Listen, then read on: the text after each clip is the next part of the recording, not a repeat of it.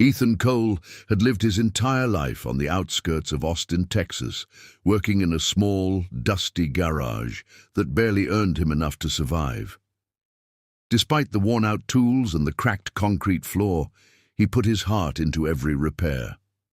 His customers trusted him because he never lied, never overcharged, and never refused to help someone in need.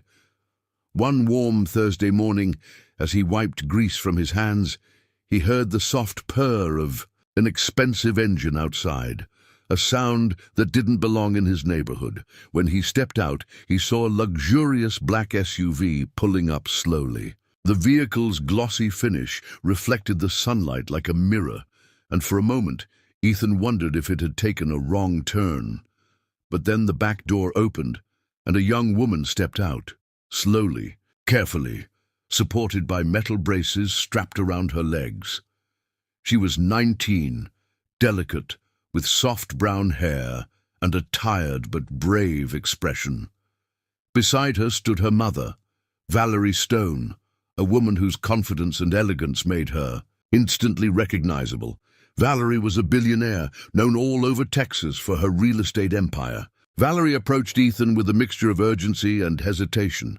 She looked around the humble garage as if unsure whether she should have come here at all. But desperation had brought her. Her SUV's engine had begun overheating on the highway, and her driver had insisted the nearest garage was this one. Ethan assured them he could take a look, but as he watched Amelia struggle to stand without wobbling, he felt something inside him tighten. He wasn't a doctor, but he had a mechanic's eye. He recognized mechanical misalignment instantly. As Ethan checked the SUV, he couldn't help glancing over at Amelia. She sat quietly on a bench, her braces stiff and bulky, clearly uncomfortable. He finally walked over and in a gentle voice asked, "Are your braces supposed to feel that tight?" Amelia blinked in surprise. No one ever asked her questions like that. Most people stared, avoided eye contact, or drowned her in sympathy.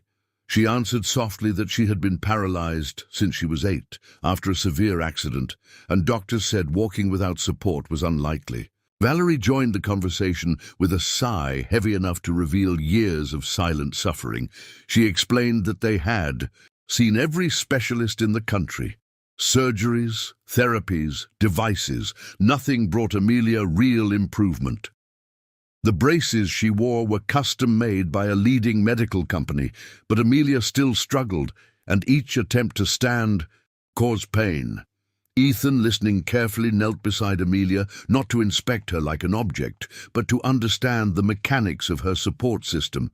He asked for permission before touching anything, respecting her space completely. As he examined the braces, Ethan noticed something that made his brow furrow. The alignment was off, the weight distribution uneven, and the joints too stiff. It wasn't a medical issue, it was an engineering failure. "These are built wrong," he murmured. Valerie straightened up, shocked and defensive. She told him they were made by top experts, but Ethan wasn't challenging their reputation. He was simply stating what he saw. He explained gently that metal, joints, pressure points, these were things he understood like second nature, and he believed he could improve the design. Amelia looked at him with cautious hope, a feeling she hadn't allowed herself in years. Valerie, however, struggled with trust. She didn't want to risk her daughter's safety. Ethan reassured them he wasn't suggesting anything dangerous. He simply wanted to adjust and rebuild the braces using better mechanics, lighter, smoother, safer. He wouldn't charge them anything, because he knew he didn't have the credentials to promise a miracle. All he had were his hands, his skills, and a heart that wanted to help.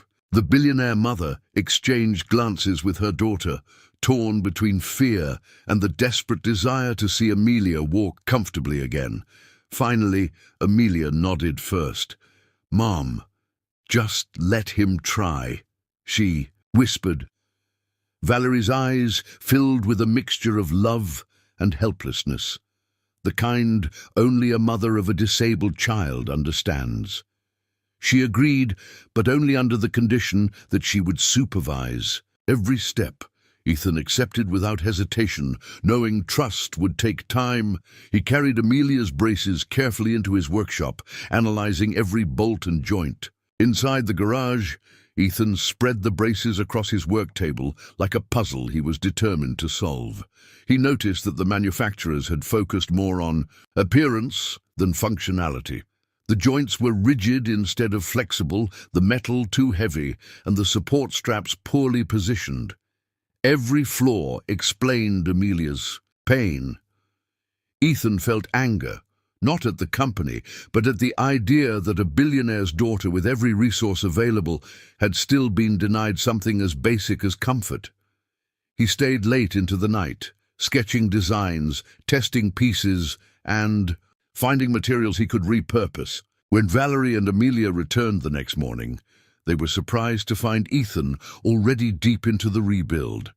Despite the bags under his eyes, he greeted them with a warm smile, excited to show the first improvements. Valerie watched silently as he demonstrated how he planned to reduce weight, fix alignment, increase joint mobility, and distribute pressure correctly. Amelia listened with glowing eyes, fascinated by the technical details.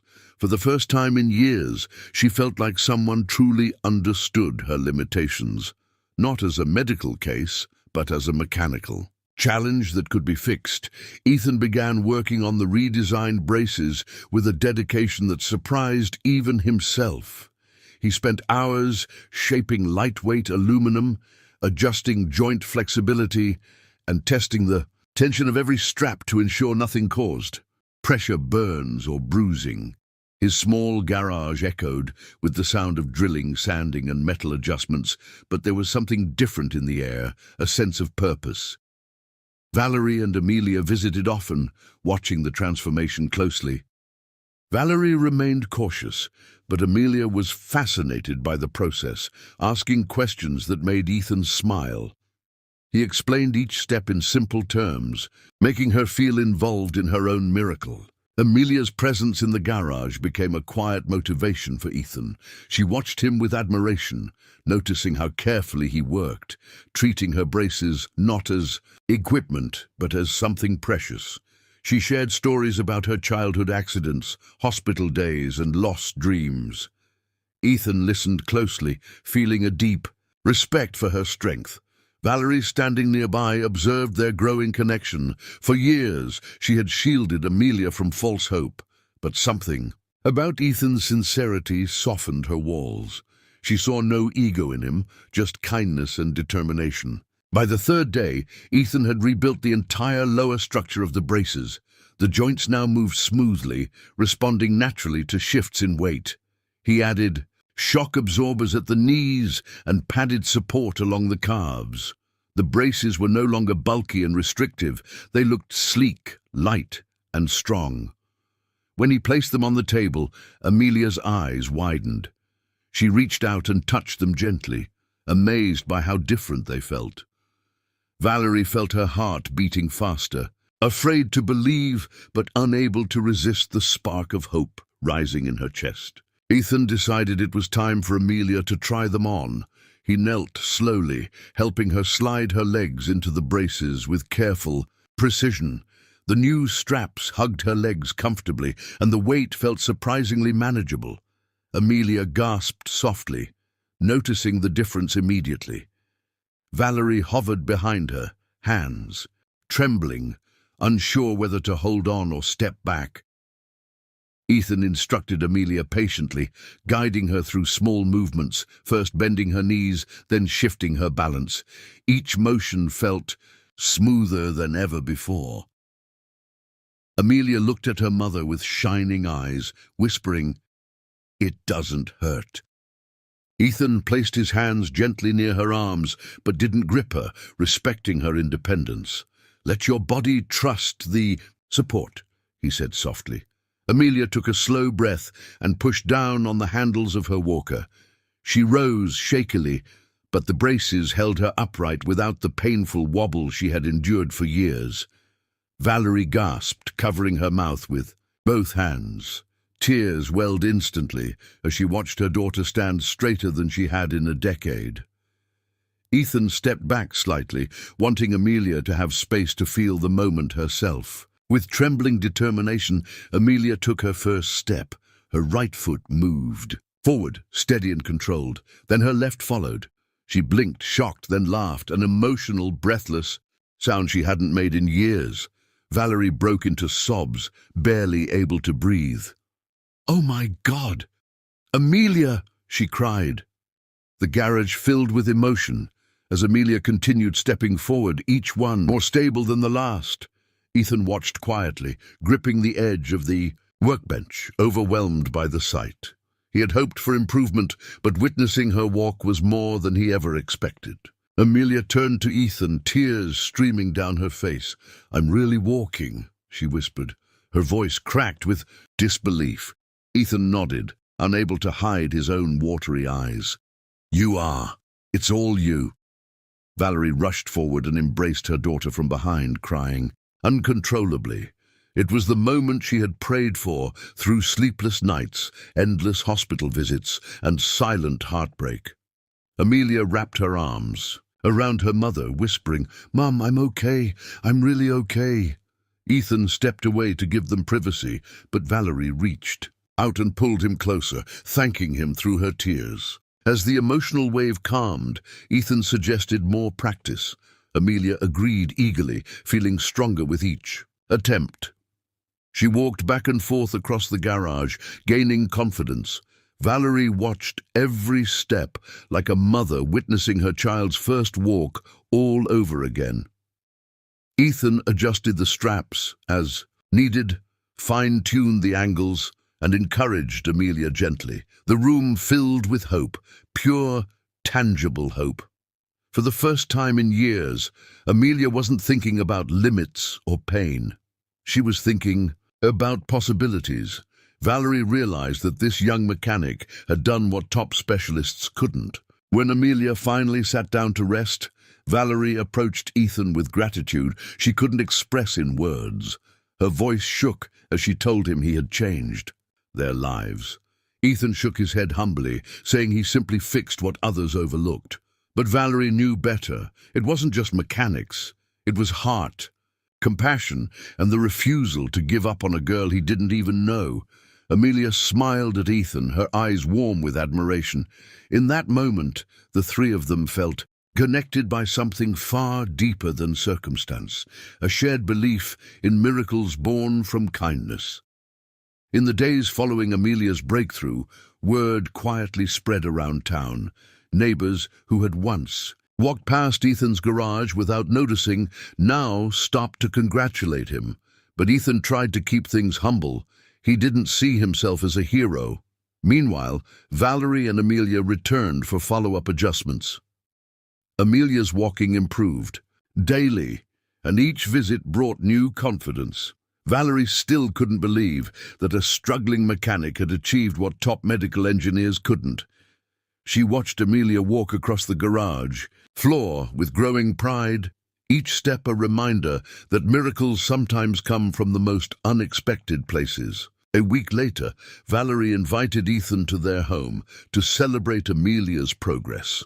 Ethan hesitated, feeling out of place among wealthy people, but Amelia insisted warmly. When he arrived at their mansion, he stood stunned by its towering structure, elegant design, and beautiful gardens. Valerie welcomed him personally, grateful and sincere, treating him not as a worker, but as an honored guest. Inside, the staff smiled respectfully at him, having heard the story. Amelia greeted him with excitement, eager to show the improvements she'd made since his last adjustment. She walked toward him with steady steps, glowing with pride. During the gathering, Valerie introduced Ethan to several influential guests, doctors, engineers, and philanthropists. Each one asked how he had created such advanced braces. Ethan felt nervous, but answered honestly. He didn't follow textbooks. He followed his instincts. His experience as a mechanic taught him to understand motion, pressure, and alignment better than any diagram. While others expected scientific terms, his simple explanations impressed them even more. They saw a man gifted not by wealth or training but by natural genius. Valerie watched proudly, knowing she had discovered someone truly extraordinary. Later, during a quiet moment, Valerie took Ethan aside. She thanked him again with a depth that words couldn't capture. He had restored not only Amelia's ability to walk, but also her joy, confidence, and future. Valerie offered him a full-time engineering job at her company with a high salary, benefits, and a team of experts to assist him. She even suggested sponsoring his education in biomedical engineering. Ethan was overwhelmed by the generosity, but after thinking deeply, he gently declined. He didn't want to leave his garage, the small place where his heart felt at home. Valerie was surprised, but respected his decision. Instead of insisting, she asked what she could do to support him. Ethan hesitated before admitting a quiet dream. He wanted to build devices for people who couldn't afford expensive medical help. He wanted children and adults who struggled like Amelia to have a chance at a better life without the barrier of cost. Valerie's eyes softened with admiration.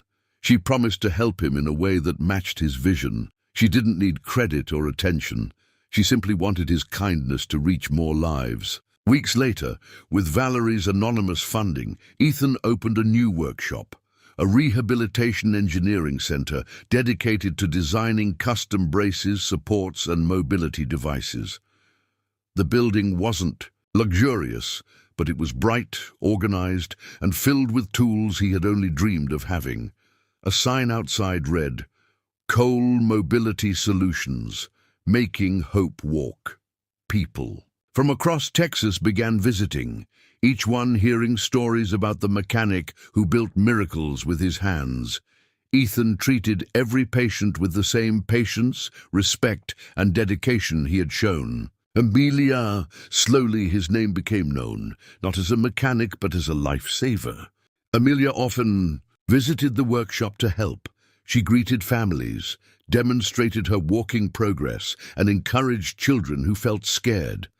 Seeing her confidence grow was Ethan's biggest reward. Her steps became smoother, faster, more natural. Doctors who had once given up on her now studied the braces Ethan built, amazed by the simple genius behind them. Valerie remained involved quietly, ensuring Ethan had everything he needed without interfering in his work. The three of them shared a bond that felt like family, built from pain, hope, and a miracle earned through compassion.